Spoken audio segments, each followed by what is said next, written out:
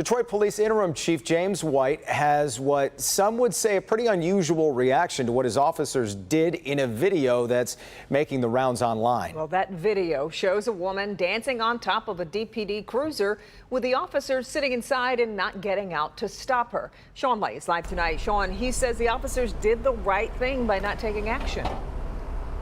And it's all about the video. We'll get right to it. Here's the deal. Chief White says the video, in his words, is not nice to watch, but with his officers doing nothing, they did the right thing.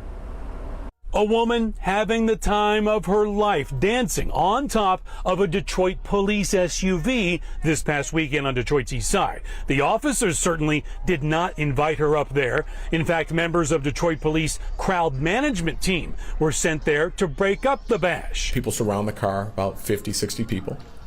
And one of the people decided to get on the hood of the car and dance. It's not a nice video. Police had the SUV's lights on and the party and dancing continued, with people videotaping every dance move. The officers did not get out of their cruiser. What's frustrating for me is to read that the officers didn't do anything.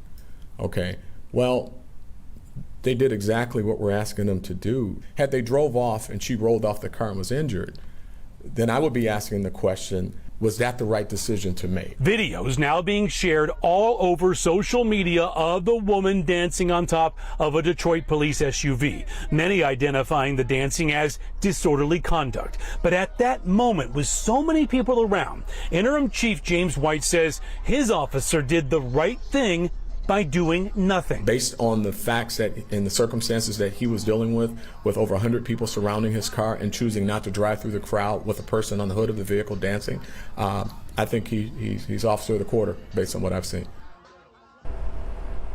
Officer of the quarter, according to Interim Chief James White. That officer, the thing that he did do was report the incident to his supervisor that night. They pulled the cruiser cam.